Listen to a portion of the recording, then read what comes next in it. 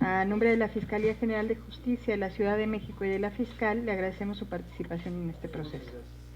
En cumplimiento del numeral séptimo de la convocatoria emitida, vamos a proceder al proceso de entrevistas. La metodología es la siguiente. La primera parte comprende 7 preguntas, las cuales corresponden a los criterios de evaluación aprobados por la Comisión de Evaluación. Estos criterios son competencias directivas, plan de trabajo, sistema penal acusatorio, diligencias de investigación y una unidad de análisis de contexto, criminalística o investigación criminal, derechos humanos y perspectiva de género y atención a víctimas. Usted tendrá 3 minutos para responder cada pregunta y nosotros le haremos una pregunta por cada tema. Perfecto. La segunda parte le leeremos un caso que usted va a seleccionar de manera ciega. Le haremos la lectura de este caso y las integrantes de la comisión evaluadora le haremos preguntas al respecto, ¿no? Y con eso cerraríamos el programa. ¿Tiene alguna duda? No, ninguna. Muy bien. Pues estaríamos comenzando con el primer rubro. Perfecto. Que es el de competencias directivas. En este sentido, vamos a presentarnos. La comisión es la doctora Severina. Muy buenos días. Buenos días. María Ortega López, Coordinadora General de Servicios Periciales. Muchas gracias. Buen día, Nelly Montealegre, Subprocuradora de Atención a Víctimas. Buenos días.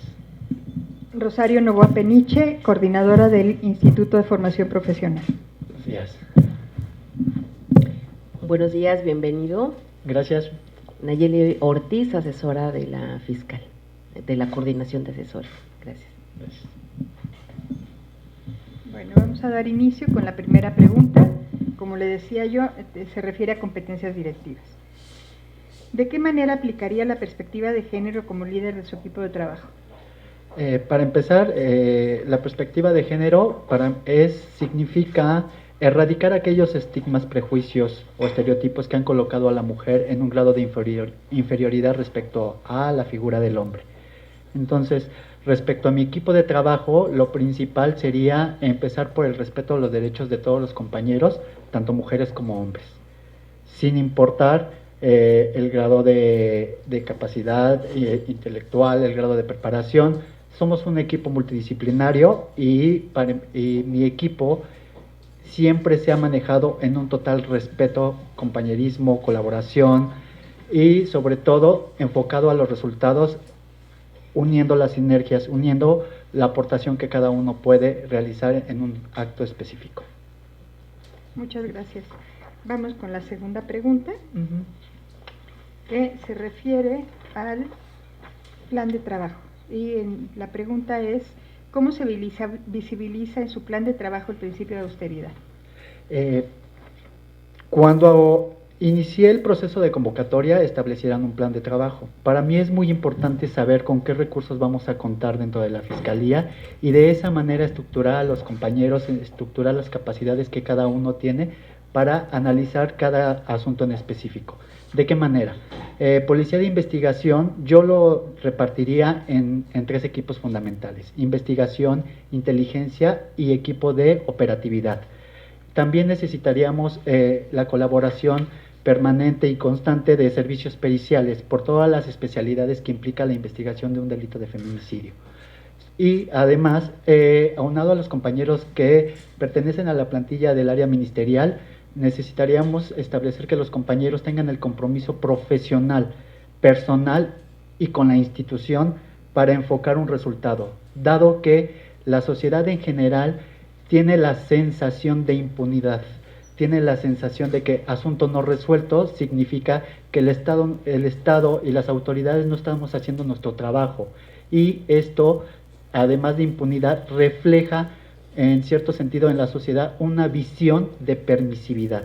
Y entonces, atendiendo a la austeridad, con los recursos que tenemos, sumamos esfuerzos comprometidos con el trabajo, comprometidos con el resultado, serán suficientes los que nos asignen a la Fiscalía. Muy bien, vamos a proceder a la pregunta número 3, que tiene que ver con el sistema penal acusatorio. Gracias. Yo le pido que nos conteste cuál es el objeto de la etapa intermedia y de cuántas etapas se compone, cuántas fases. La etapa intermedia es empezamos con el escrito de acusación y la depuración de pruebas. De esas dos etapas está la etapa intermedia. Gracias. Bien, ahora, en relación a la pregunta número 4, que se refiere a las diligencias de investigación y de la unidad de análisis de contexto, al respecto, sí, que nos indique usted qué diligencias y técnicas de investigación resultan básicas en cualquier feminicidio, atendiendo al protocolo de investigación ministerial, policial y pericial para este delito en la Ciudad de México. Claro, empezaremos por decir que el protocolo que actualmente tenemos para la investigación del delito de feminicidio es del 2011, el cual no ha sido reformado ni modificado para las circunstancias actuales que vivimos hoy en día en cuestiones legales. Sin embargo, cuando encontramos el homicidio de una persona del género femenino, entonces en automático tendríamos que activar el protocolo de feminicidio, que significa realizar las diligencias suficientes y pertinentes sin estereotipos, estigmas y prejuicios. ¿Por qué? Porque el feminicidio implica dos tipos para mí. Uno, las razones de género por la cual se cometió el feminicidio, que están contempladas en el artículo 148 bis del Código Penal del Distrito Federal, y las razones del género por los cuales nosotros tenemos que enfocar nuestra investigación. ¿Por qué? Porque si no investigamos con perspectiva de género, estamos justificando de alguna manera que los estereotipos, prejuicios y estigmas que actualmente consideran a la mujer en un plano de inferioridad con el hombre obstruyan objetivamente nuestra investigación. Tenemos que darle intervención a Policía de Investigación de manera inmediata y a la Coordinación de Servicios Periciales.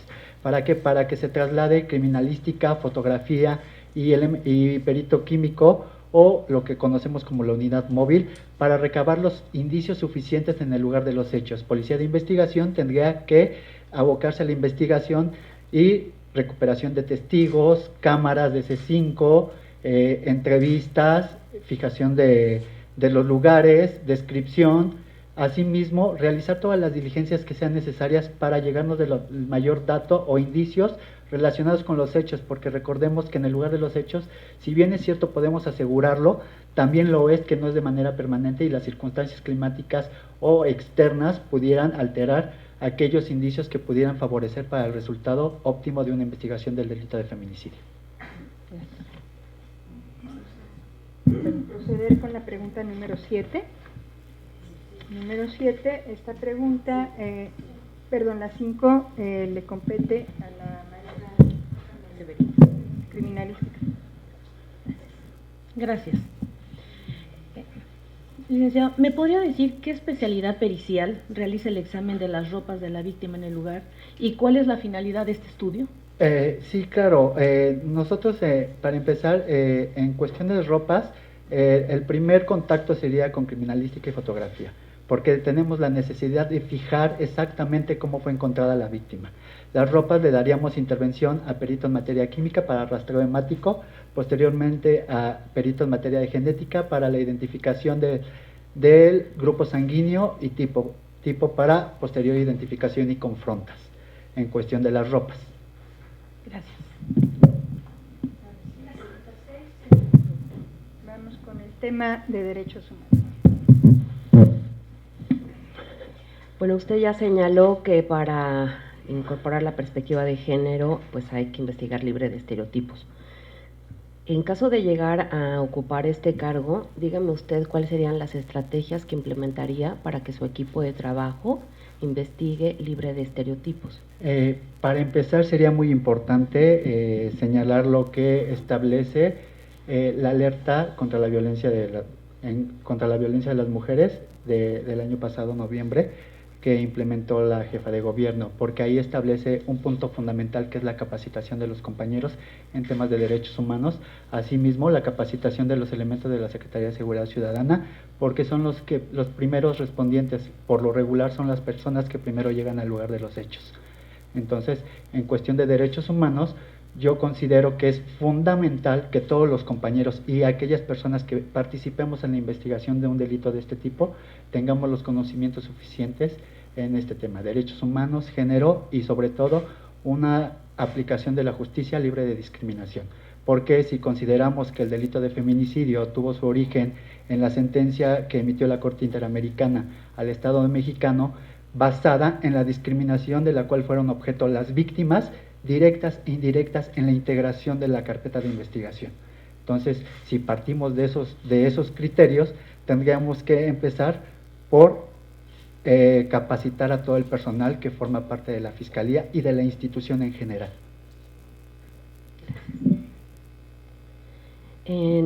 ¿Nos puede compartir qué acciones en concreto implementaría para atender de forma integral los derechos de las víctimas indirectas del delito de feminicidio? Actualmente yo soy del personal que está dando seguimiento a la recomendación emitida por la Comisión de Derechos Humanos del Distrito Federal en cuestión de la recomendación 219, que va encaminada a las violaciones de los derechos de las víctimas indirectas de un delito de transfeminicidio, que para mí sería aplicable en el siguiente supuesto. Aquí las víctimas indirectas tienen varios derechos de los cuales nosotros como servidores públicos no le hemos dado la difusión y la importancia a lo largo de vicios en la práctica. Y de los derechos fundamentales que tienen las víctimas indirectas, de manera inmediata yo le daría atención psicológica para contención, atención médica y sobre todo asesoría jurídica. Asesoría jurídica porque las víctimas indirectas, recordemos que si bien es cierto, tenemos un resultado que es una mujer de la cual privaron de la vida por razones de género, también lo es que las víctimas indirectas pudieron perder a una madre, una hermana, una esposa, y todo eso resulta en daños secundarios que al final el derecho mexicano había olvidado en cuestión de víctimas. Por favor, doctor, selecciona un caso. Sí, claro.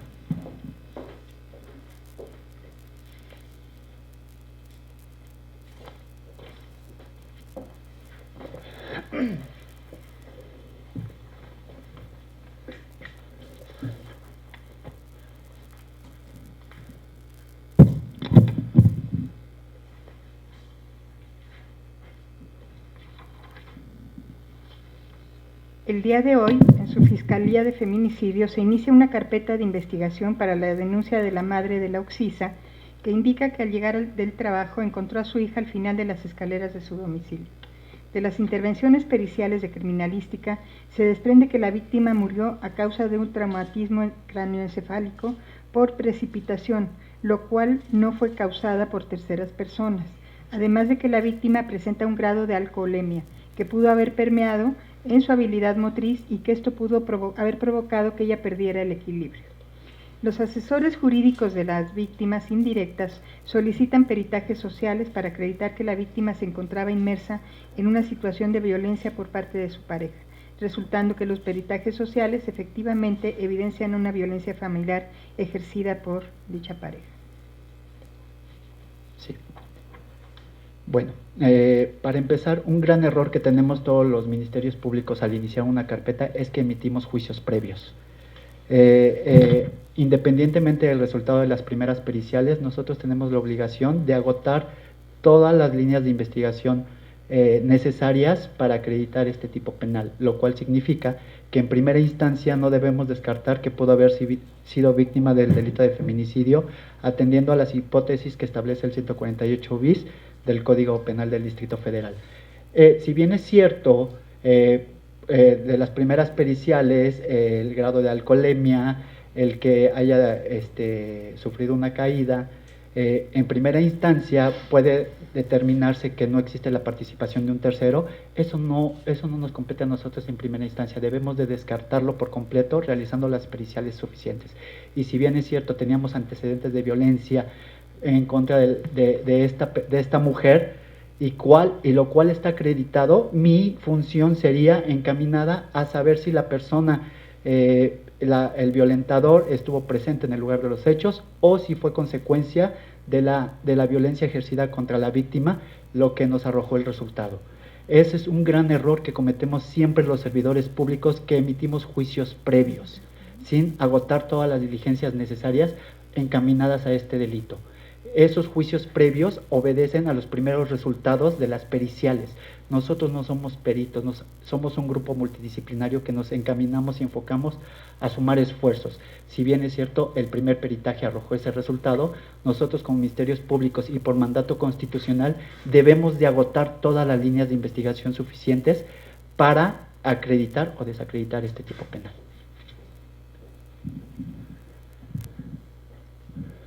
Al respecto, ¿qué relevancia cobraría usted en un caso de estos la parte de, qué planteamiento formularía usted a la unidad de análisis de contexto para este caso? Pues para este caso en particular, yo hasta agotar todas las líneas de investigación pudiera emitir una opinión, y las líneas de investigación es que nosotros por mandato constitucional debemos de agotar todas las posibles hipótesis independientemente del primer resultado que pudiéramos obtener. Y si atendemos a que el enfoque estructural que nos obliga a una investigación interseccional, nos obliga a nosotros como servidores públicos a analizar todas aquellas circunstancias personales en las cuales vivió la víctima, resultado que no obtenemos a través de una necropsia, resultado que no tenemos a través de que un médico me diga la causa de la muerte, porque esos son factores externos que desafortunadamente no tenemos en primera instancia, sino hasta realizar las diligencias suficientes y necesarias, como sería un dictamen en antropología social o un dictamen, lo que conocemos como la necropsia psicológica. Esos factores externos son los que nos van a dar los medios o los datos suficientes para acreditar o desacreditar este tipo penal. Entonces, en el análisis de contexto de este caso en específico, debería yo de agotar todas las líneas de investigación sin emitir un juicio previo.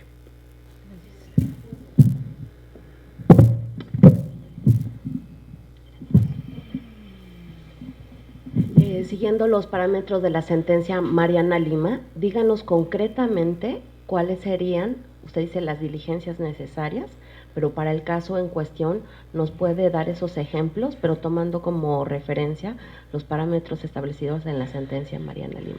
En primera instancia, siempre tenemos que, atendiendo a las diligencias básicas, primero, dar intervención inmediatamente a Policía de Investigación y servicios periciales para realizar las diligencias necesarias para la recuperación de todos aquellos datos en el lugar de los hechos. Segundo, dar la intervención a servicios periciales en todas las materias específicas, como serían foto, crimidáctil, genética, incluso química, a efecto de recabar todos aquellos indicios que pudieran darnos un resultado óptimo. Segunda, no emitir criterios, juicios previos en razón de lo que nosotros observamos de manera directa en el lugar de los hechos, porque si bien lo tenemos un resultado, lo cierto es que al final tenemos que realizar y desahogar todas las diligencias necesarias para efecto de poder acreditar o desacreditar este tipo, en el caso que usted me refiere.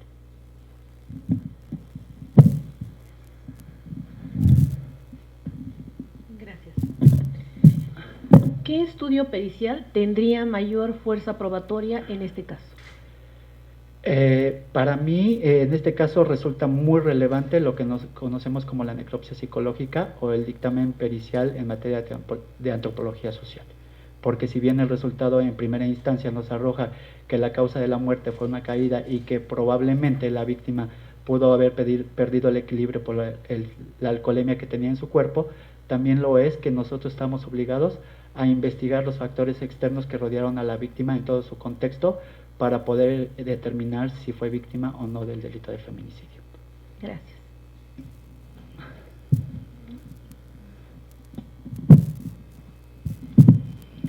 Bueno, doctor, esta etapa ha terminado, esta entrevista, perdón, ha terminado, cumpliendo a lo señalado en la convocatoria. El anuncio se publicará por los mismos medios que se publicó los perfiles de quienes cubrieron los criterios, y en breve será publicado. El día de hoy, hasta el día de mañana terminamos la etapa de entrevistas, posteriormente será publicado. Muchísimas gracias, doctor. Gracias.